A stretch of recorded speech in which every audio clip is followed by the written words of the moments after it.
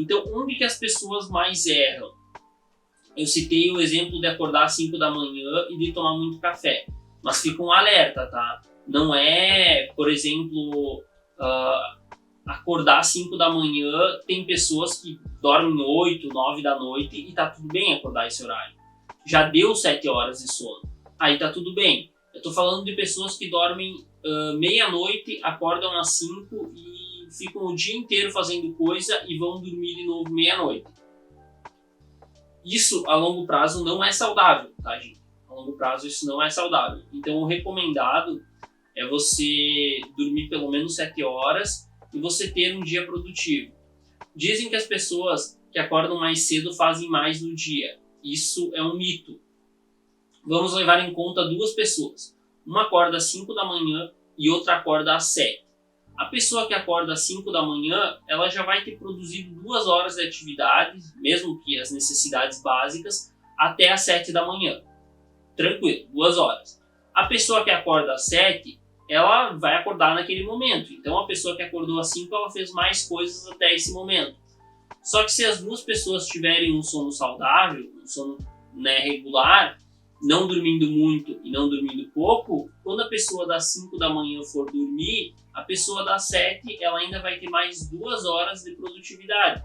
Então, assim, é um mito que você precisa acordar cedo. Mas aí eu tenho algumas ressalvas a fazer.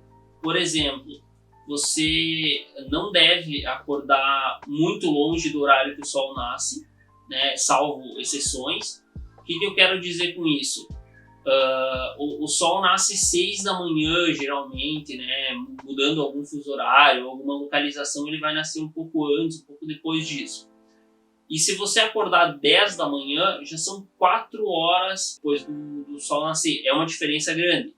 O recomendado vai girar em torno de 5 a 8 da manhã nos horários indicados. Mas assim, de novo, varia de pessoa para pessoa. Por exemplo, eu tive uma paciente, né, que ela obteve alta, inclusive, e ela trabalha numa lanchonete, ou trabalhava, não tive mais contato. E o horário dela ir dormir era algo em torno de 1 a 2 da manhã, com exceção do dia da folga dela. Talvez no dia da folga ela fosse um pouco antes. Infelizmente, a gente não conseguiu mudar o horário dela ir dormir, né? Não tinha como mudar para menos. Mas a gente fez uma higiene do sono, tirou a cafeína, o refri do horário do serviço, fez uns ajustes e colocou ela para dormir, por exemplo, das 2 às 10 da manhã. Nesse caso não tem problema, tá? Só que, claro, a pessoa vai estar pagando um preço a longo prazo que não é a mesma coisa do que dormir no horário regular. Porque o ser humano, ele precisa de 7 horas para dormir e o ideal é dormir de noite. Até porque se vocês pararem para ver, nós não temos olhos capazes de ver na escuridão, na noite, né? Nós somos seres diurnos, nós somos feitos para ver durante o dia. O que eu quero dizer com isso? Os gatos, por exemplo, eles conseguem ver de noite. Quer dizer que eles não precisam de luz para se locomover. Eles conseguem se locomover na escuridão, eles conseguem ver no escuro. Eles têm um olho que capta melhor essa situação. Então, eles, talvez, né, por serem caçadores e tudo mais, compensa passar o dia acordado e passar o dia dormindo, e passar a noite acordado. Talvez para a natureza do gato isso seja possível, para a natureza humana não. Então vocês têm que levar em conta esse fator. O olho, por exemplo, né, a captação de luz que acontece. Mas assim, cada pessoa tem que se adaptar com os seus desejos e com a sua realidade. Eu sei que para muitas pessoas isso não é possível. Então esses são 2 exemplos, né? Acordar às 5 da manhã não é indicado, a menos que você durma 7 horas antes disso. E se você, por exemplo, estiver sendo muito produtivo durante um tempo, né, no sentido de acordar cedo e dormir tarde, a longo prazo isso tem um custo. Eu vou falar agora sobre algumas desvantagens, né, de não dormir bem. Como, por exemplo, a irritabilidade, né, a pessoa se irrita com mais facilidade, a perda na memória. Então, na Netflix tem um documentário, tem um documentário que é 1h30, mais um vídeo de 20 minutos sobre a memória. E a campeã mundial disse que as pessoas que participam dessas competições, elas dormem muito. No caso dela, especificamente. Eu não sei o quanto é muito. Talvez para uma pessoa, no caso dela, seja constantemente dormir 9 horas por noite, 10 horas por noite, e não poder falhar nenhuma vez na rotina da noite, não sei. Eu não sei o quanto é dormir muito, se é uma consistência muito grande, eu não sei exemplificar isso. Mas então, pelo outro lado, se você dormir pouco, quer dizer que a sua memória vai ser ruim. Então aqui já temos um fato. Vamos continuar. Você vai ter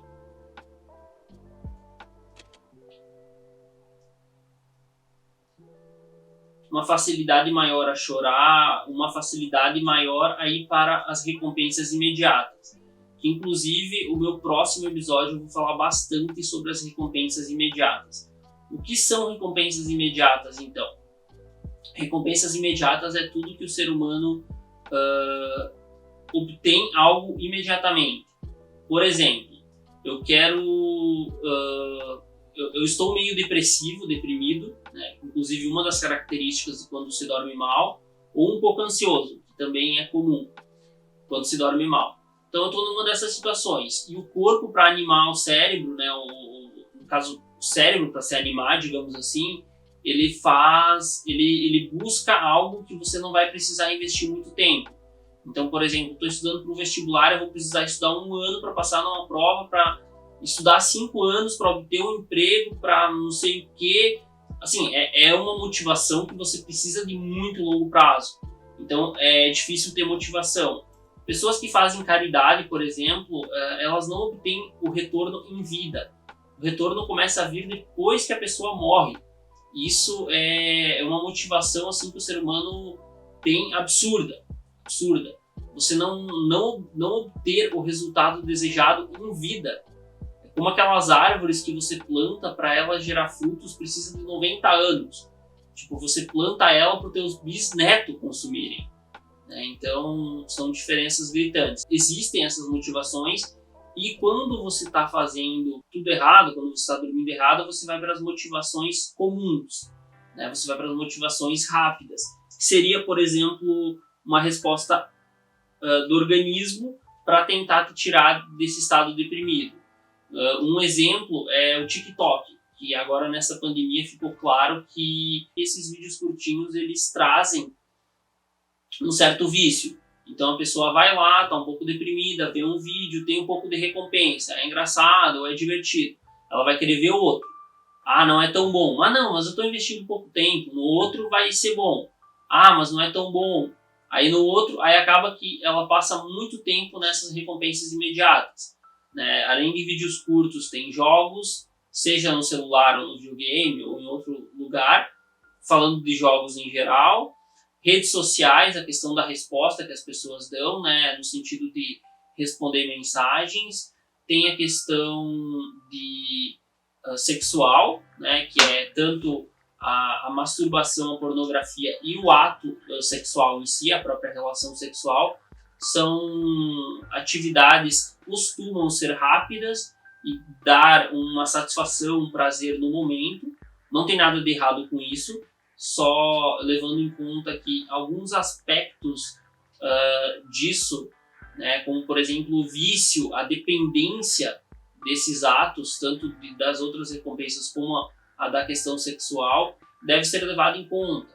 Aí tem a compulsão alimentar, tem a questão de comer comidas doces ou extremamente calóricas, tem a questão de estar com compulsão, né, de compras.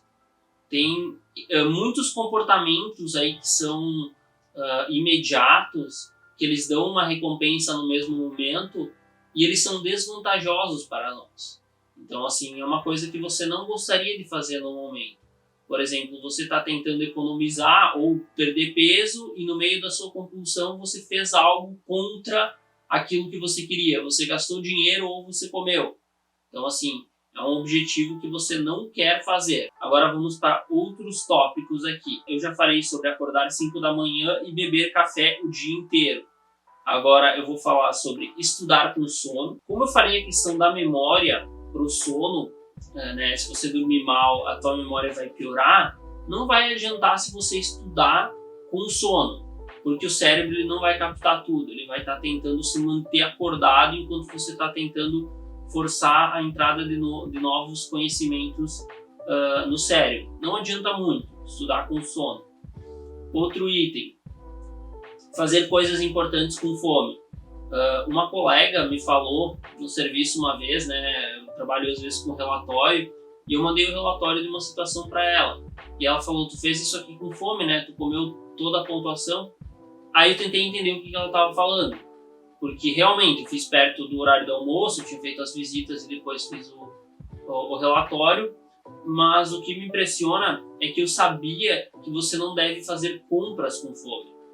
Tanto no supermercado, quando envolve comida, você vai comprar mais coisa, como em lojas, você pode acabar comprando mais coisas, tipo mais roupa, você pode comprar mais das coisas mesmo tendo fome. Isso eu já sabia. Mas aí ela me falou, não, quando você tá com fome e tá escrevendo um relatório, você come pontuação. Aí eu fiquei meio assim, acreditei nela, mas fiz o teste. Aí no outro dia, eu com fome, né, antes do meu lanche da manhã, eu fiz o relatório. Aí no mesmo momento eu comi e fui lá e corrigi o relatório. Teve muitas modificações. Mostrei para ela, pedi se tinha alguma coisa que ela anotou alguma observação. Ela falou que não, que o relatório estava ótimo, não tinha nenhuma sugestão.